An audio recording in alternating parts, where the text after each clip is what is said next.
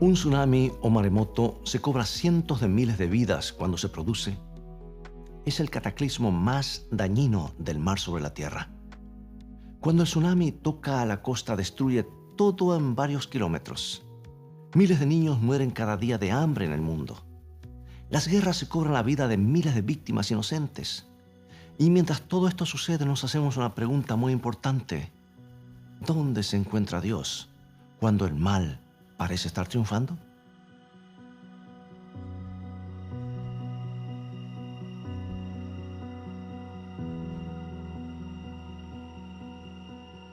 Permíteme presentarte una familia que tenía grandes problemas. De hecho, me atrevería a decir que la novela más leída ni siquiera podría comparársele.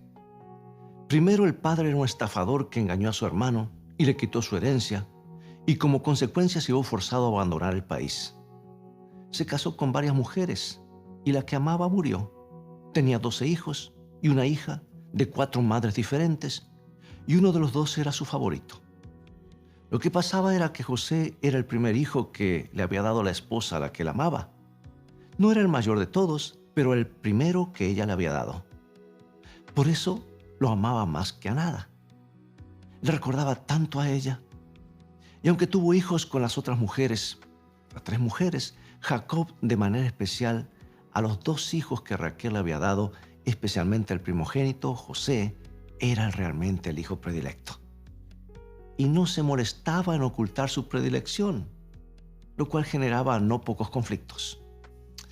La palabra de Dios nos dice en Génesis capítulo 37, versículos 3 y 4, «Y amaba Israel a José más que a todos sus hijos, porque lo había tenido en su vejez, y le hizo una túnica de diversos colores. Y viendo sus hermanos que su padre lo amaba más que a todos sus hermanos, le aborrecían y no podían hablarle pacíficamente». Bueno, quizás recuerdes la historia.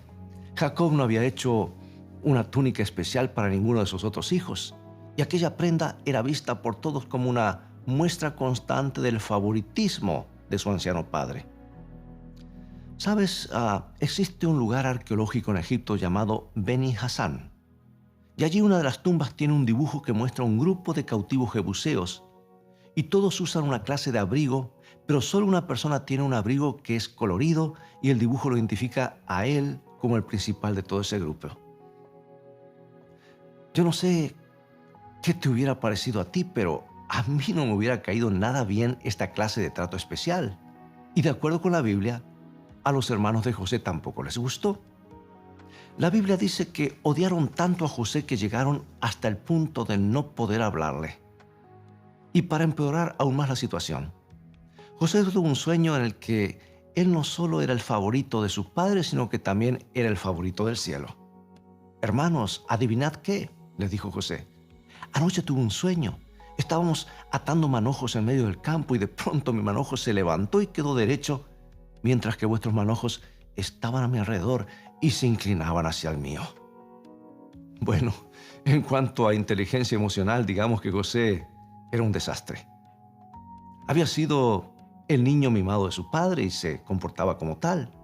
No podía evitarlo. Además, tampoco aprendía fácilmente las lecciones, o tal vez no le importaba mucho cómo hacía sentir a los demás. No era muy bueno en relaciones públicas, porque tras ese primer sueño del que se alardeó y que molestó a sus hermanos, tuvo otro que tampoco pudo callarse. Y para empeorar la situación, esta vez toda la familia estaba envuelta con él. José soñó que el sol, la luna y las 11 estrellas se postraban ante él. Por supuesto, la interpretación era clara. Además de sus hermanos, esta vez también se inclinaban ante él su madre y su padre. Y la Biblia nos cuenta que aquello no gustó nada a su padre Jacob. Génesis 37:10. Y lo contó a su padre y a sus hermanos, y su padre le reprendió y dijo: «¿Qué sueño es este que soñaste? ¿Acaso vendremos yo y tu madre y tus hermanos a postrarnos en tierra ante ti?» José era el favorito de Jacob, pero esto ya era demasiado. ¿Por qué tendría que inclinarse el padre a su hijo? «José, por favor, deja de alardear de esa manera. No quiero escucharte más», me parece poder escucharle decir al anciano Jacob. Pero sabes, la Biblia agrega un detalle muy importante a todo esto. Presta atención, Génesis 37:11. Y sus hermanos le tenían envidia, mas su padre meditaba en esto. Si bien a Jacob no le gustó mucho el sueño, meditó en él, ya que Jacob en su propia vida había aprendido una gran lección. Porque cuando Dios tiene un plan, hay que contar con que va a llevarlo a cabo. Siempre es así.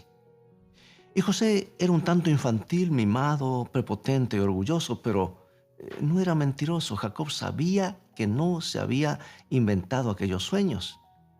Y si Dios le dijo a José que toda su familia iba a postrarse ante él, Jacob sabía que así sería. Dios nunca se equivoca, amigos, ni siquiera cuando parece que lo que Dios promete no puede llegar a ser posible. Y esa es una lección que nosotros también debemos aprender. Dios nunca se equivoca, aunque a veces tenemos que aprender esa lección de una manera difícil. Quizás recuerdes el resto de la historia. Los hermanos querían ver muerto a José. Y por la única razón que no lo mataron fue porque Rubén, el primogénito de Jacob, el hermano mayor irresponsable, le pidió que no se derramara sangre. Así que lo echaron a una cisterna, a un pozo en el desierto, y luego lo vendieron como esclavo a unos mercaderes madianitas que pasaban por el lugar. Me pregunto, ¿qué hubieras sentido tú al estar en el fondo de una cisterna seca? ¿Hubieras pensado que era solo una broma? Sabes, yo tengo 2 hermanos. Uno de ellos es menor que yo. Y a veces con mi hermano mayor le hacíamos algunas bromas pesadas a nuestro hermano menor. Los hermanos pueden llegar a ser muy crueles. Quizá la cisterna no era la primera broma que le habían hecho, pero a veces me pregunto, ¿cuándo comenzó José a sospechar que algo andaba mal? Hey, muchachos, ya está bien con la broma. Se está haciendo tarde y tenemos que volver a casa. Pero se ocultó el sol y comenzó a correr un aire fresco. Y lo que ocurrió después fue que José pasó a ser un esclavo madianita atado a un camello. Quizá no volvería a ver a su familia nunca más. Permíteme hacerte una pregunta importante. ¿Qué estarías pensando tú si te hubiera pasado lo mismo? Te atan a un camello y te llevan por el desierto hasta quién sabe qué lugar para ser vendido después como esclavo. ¿Qué pensarías tú si Dios te hubiera dicho antes que tu destino iba a ser de grandezas? ¿Sentirías la tentación de dudar? Quizá las promesas de Dios no son tan seguras o no las entendiste bien, o quizás Él no haya visto lo que tú estabas pasando, lo que estaba pasando en ese momento, o es que simplemente no le importas tanto. Si tú eres como la mayoría de las personas, entonces yo sé lo que estarías pensando. Oh, Dios, creí que lo tenías todo arreglado y que tenías un plan. ¿Acaso no lo recuerdas? Estaba todo en los sueños. Dijiste que mis hermanos iban a postrarse ante mí, pero en vez de eso me golpearon y me han vendido. No entiendo nada. ¿Dónde estás, Señor? Ahora, amigos, seamos honestos. ¿Te has sentido de esta manera alguna vez? Las promesas de la Biblia parecen ser buenas y nos emocionamos con todas las posibilidades que Dios nos da. Pero entonces algo pasa. Toda la estantería se nos viene abajo. Pierdes tu trabajo. El techo de tu casa comienza a gotear y tu coche se rompe. El banco te niega el préstamo que tanto necesitabas. Alguien empieza a correr un rumor falso sobre ti y para colmo, tu pareja te dice por sorpresa que ha conocido a otra persona y quiere el divorcio. No es difícil que tu mundo se haga pedazos. Todo eso puede ocurrir en solamente un segundo y cuando llegan los momentos malos, como a muchas personas les ha pasado, nos sentimos tentados a olvidar lo que Jacob sabía, que las promesas de Dios siempre se cumplen, aunque no entendamos cómo ni sepamos cuándo. Dios siempre hace lo que es mejor y tiene poder para transformar todo lo malo que nos ocurre en bendiciones. Pero cuando a uno lo atan a un camello o se encuentra en una inmunda prisión egipcia, es un tanto difícil creer en Dios y confiar en Dios. Y más cuando se vive en el siglo XXI. Aunque no haya más camellos o prisiones egipcias, siempre habrán otras cosas similares. A veces las circunstancias hacen difícil el poder creer que Dios está manteniendo sus promesas. A veces las circunstancias nos hacen pensar si Dios todavía existe. La Biblia está llena de ejemplos de amigos de Dios que comenzaron a dudar. Como ejemplo podemos mencionar a Job, un hombre que lo había perdido todo. Perdió su familia, su casa, su dinero y al final su salud. Y no tenía ningún sentido. Él había sido fiel a Dios y cuando lo había perdido todo, vino a Dios con algunas preguntas. ¿Por qué, Dios? ¿Dónde estás cuando pasan estas cosas? Bueno, luego tenemos a Juan el Bautista. Había predicado acerca del reino de los cielos por años. Incluso había sido bautizado por el Mesías. Pero terminó en la cárcel de Herodes. Ahora piensa, Juan había vivido en lugares abiertos del desierto, dormía debajo de las estrellas y ahora se encontraba en una pequeña celda en la que tendría que estar el resto de su vida.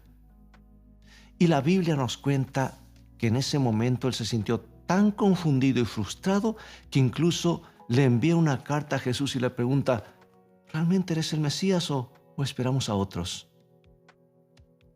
Ahora, si tú estuvieras en los zapatos de Juan, ¿no te sentirías igual? Amigo, amiga, esto le pasa a todas las personas y supongo que a ti también te ha pasado. A veces todo se viene abajo y nos sentimos tentados a no confiar en Dios. Es más, durante esos momentos de confusión se hace difícil poder escuchar su voz. Sabes, creo que hasta cierto punto le pasó lo mismo al profeta Ezequiel. Toda su vida había escuchado que los israelitas eran el pueblo de Dios. Eso es lo que sus padres le enseñaron y lo que todos y cada uno de los israelitas creían. Pero si realmente eran el pueblo de Dios, entonces, ¿por qué fueron esclavos de Babilonia por tanto tiempo? Y entonces Dios le habló como Él suele hacer, de una manera peculiar. Un día, dice la Biblia, Ezequiel estaba en pie junto al río cuando vio algo extraño. Eran 4 criaturas y una misteriosa rueda en medio de otra rueda que se movían. Y Ezequiel, al ver esto, lo encontró un tanto extraño. Es como que no tenía sentido, pero continuó observando y se dio cuenta de que alguien dirigía esas ruedas.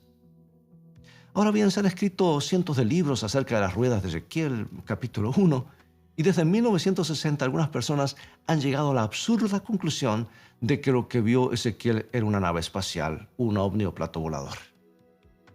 Pero si lees cuidadosamente tu Biblia, si comparas Ezequiel 1 con otros capítulos de la Biblia como Isaías 6 o Apocalipsis 4 y 5, descubrirás que lo que Ezequiel había visto era una representación gráfica del trono de Dios.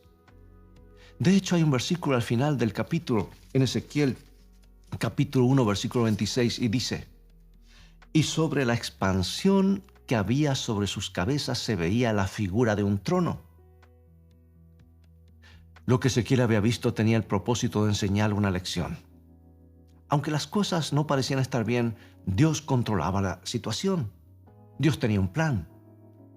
Quizá no tenga sentido para nosotros, al igual que no tenía ningún tipo de sentido el movimiento de las ruedas para Ezequiel, pero de igual manera había un plan. Sabes, la rueda es un símbolo muy importante en las profecías bíblicas. Representa el plan de Dios trabajando en la historia de la humanidad. De hecho, en Santiago 3:6, Santiago habla acerca del curso de la naturaleza y en griego se utiliza la palabra rueda. Una rueda representa el curso de la naturaleza, representa la mano de Dios guiando el mundo. Dios le estaba diciendo a Ezequiel que tenía un plan. Y sabes, cuando tu mundo se venga abajo, no te desanimes, Dios siempre tiene un plan. Romanos 8:28. Y sabemos que a los que aman a Dios, todas las cosas les ayudan a bien, esto es, a los que conforme a su propósito son llamados. Sí, la Biblia dice que Dios tomará cada pieza que compone nuestras vidas y la ordenará para bien. Dios es un verdadero maestro convirtiendo lo malo que nos ocurre en bendiciones. ¿Puedes creerlo? Lo hizo en la Biblia y lo sigue haciendo hoy. Lo que tú y yo tenemos que aprender es que necesitamos permitir que Dios tome control. De hecho, hay una ilustración que me gusta mucho que dice, si Dios es tu copiloto, debes cambiar de asiento. Dios no debe acompañarte en el viaje de tu vida si quieres viajar seguro y llegar realmente a destino. Debes dejar que Él sea quien conduzca. Y ahí es donde Jacob tuvo problemas. Al final es una cuestión de confianza, ¿sabes? Y la confianza nace y crece con la relación. Necesitamos relacionarnos cada día con Dios a través de la oración y el estudio de la Biblia para aprender a confiar. Su poder y su amor por nosotros. Aunque todo esté torcido, debemos creer que las cosas siempre resultarán para bien si las colocamos en sus poderosas manos. Así que cuando la vida te dé la espalda, no te preguntes por qué, sino para qué. ¿Cuál es el propósito de Dios? ¿Qué es lo que Dios puede hacer de bueno con esto? Y aprender a esperar y a confiar en Él. Entiendo, muchas veces es difícil, ¿verdad? Pero de igual manera necesitamos confiar. Él ha prometido que promete que un día lo entenderemos todo. Bueno, el joven José podía pensar que Dios había cometido un error porque nadie se postraría ante un esclavo o prisionero. Tal vez él interpretó malos sueños, quizás Dios nunca le habló. Pero cuando José estaba sentado en la prisión, hubo otro sueño y esta vez no lo tuvo él, sino su propio faraón de Egipto. El propio faraón, y a través de una serie de circunstancias, llamaron a José para que lo interpretase. Y luego fue liberado y acabó sirviendo en el palacio del rey. De hecho, después de interpretar otro sueño del faraón, este le puso al frente de toda la nación. El único con más poder que José en Egipto era el propio faraón. En solo un segundo, toda la situación había cambiado. Así como en un abrir y un cerrar de ojos, todo tu futuro puede parecer estar perdido, Dios puede hacer que todo dé vuelta para bien. Y lo va a dar vuelta, créeme. Y hay veces que no vas a entender nada y Dios te lo explicará cuando vuelvan las nubes de los cielos, pero aún así sigue confiando, porque después de su segunda venida, como en el caso de Job, pero otras veces, no puedes más que alabarle y glorificarle, porque de pronto mirarás atrás y entenderás todo. En otras palabras, amigos, hoy no entendemos, pero lo entenderemos. Es la promesa. Es el caso de José. La Biblia cuenta que la hambruna predicha en los sueños del faraón fue tan importante que sus propios hermanos aparecieron un día ante José, primer ministro de Egipto, para pedir grano. Ahora ese grano que él había estado guardando en los graneros durante los años de abundancia, sabiendo que llegarían los años de escasez, allí estaban. Y de pronto todos sus hermanos se postraron en el suelo exactamente en la manera que Dios había dicho que ocurriría. Y aunque le habían vendido como esclavo, Dios usó aquello para ponerle como jefe de Egipto y poder alimentar y mejorar la vida de toda su familia. ¿Ves? Dios no se equivoca. Si Él promete algo, lo cumple. Si dice que podemos contar con Él, entonces contemos con Él. Y a medida que se desarrolla la historia de José, podemos descubrir que Dios tiene un plan que es muchísimo más grande que el que podemos imaginar. Dios utilizó esta situación para evitar la gran hambruna que destruiría toda la nación. Y en Génesis capítulo 50, versículo 20, mientras sus hermanos temblaban atemorizados por la venganza que su hermano podría cobrarse, José les respondió así, Génesis 50, 20. Vosotros pensasteis mal contra mí, mas Dios lo encaminó a bien para hacer lo que vemos hoy, para mantener en vida a mucho pueblo. Si tuviéramos la oportunidad de ver lo que pasa en el cielo y observar cómo Dios realiza las maravillosas obras, estoy seguro que descansaríamos tranquilos. Podríamos ver que Él está tratando de salvar a tantas personas como pueda. Y la pregunta es, ¿estás dispuesto a esperar y ver cómo resulta todo? ¿Estás dispuesto a esperar y seguir confiando?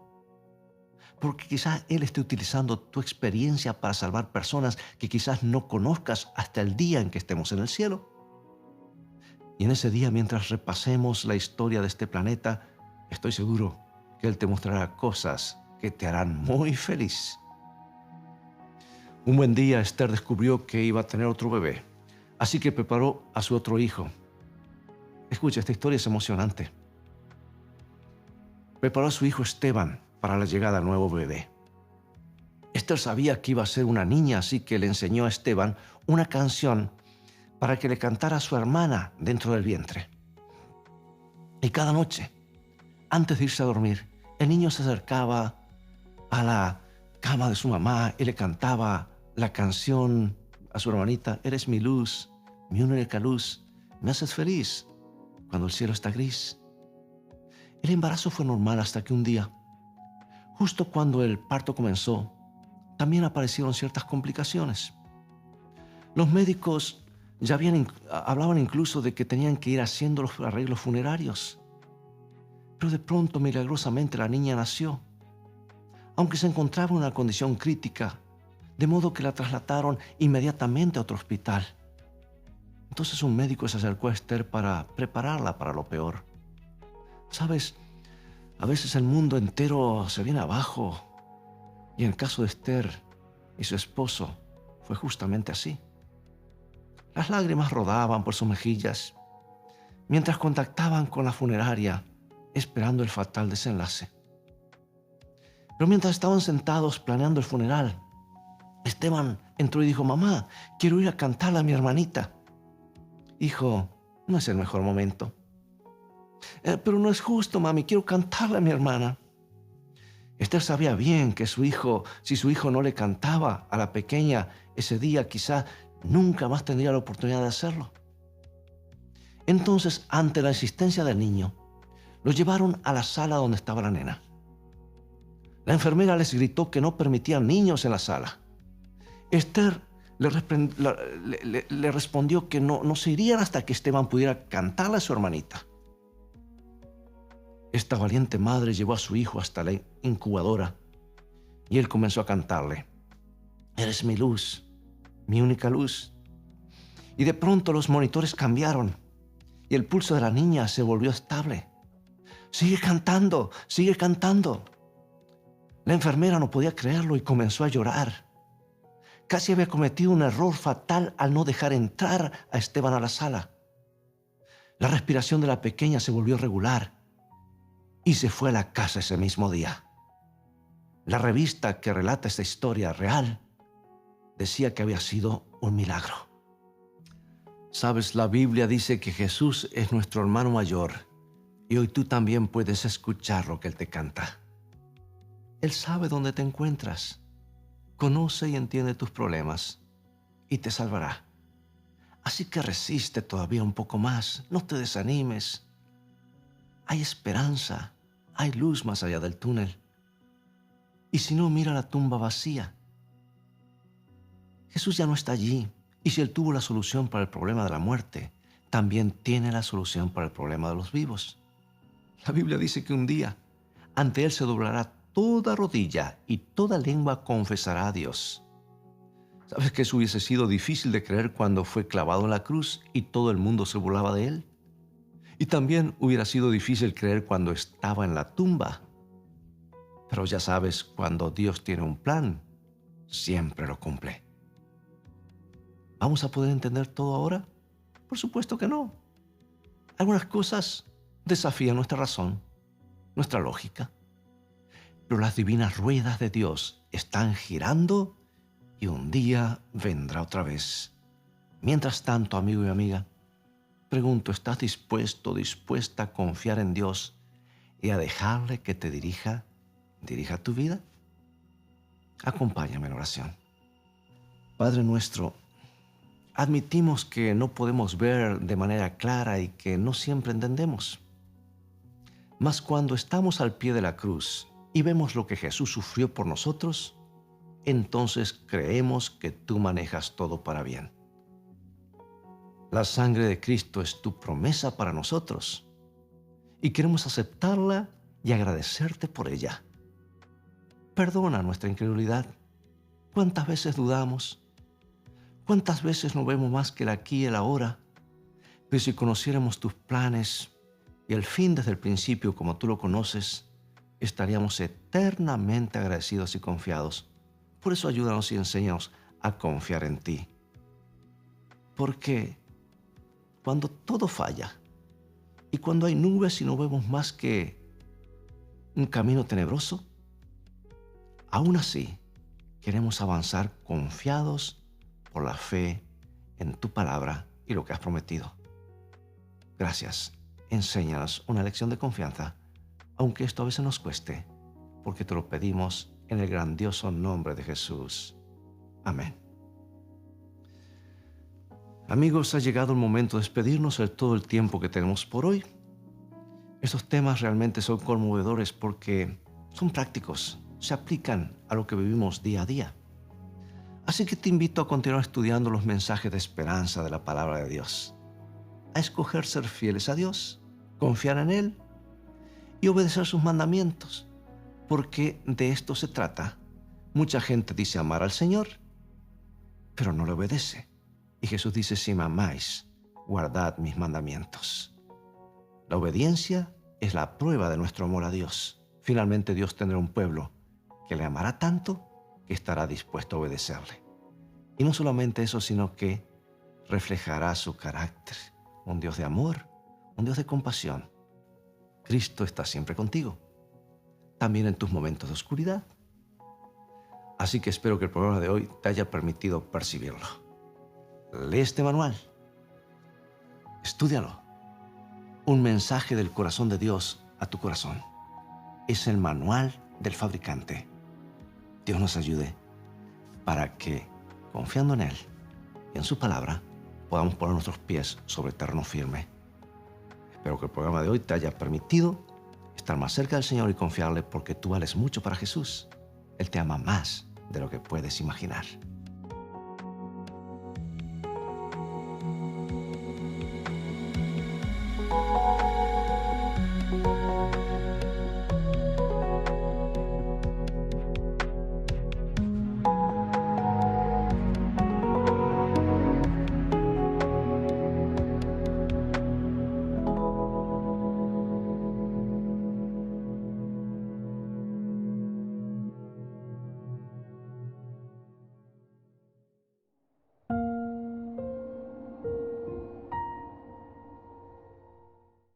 ¿Quieres realizar cursos gratuitos sobre salud, familia, temas espirituales y mucho más? Entra ahora en quecurso.com y disfruta de cursos tan interesantes como La verdad en 2 minutos, Salud y vida, Embarazados, Frente al dolor, A través del Apocalipsis o Valores de siempre, entre otros. Recuerda, quecurso.com.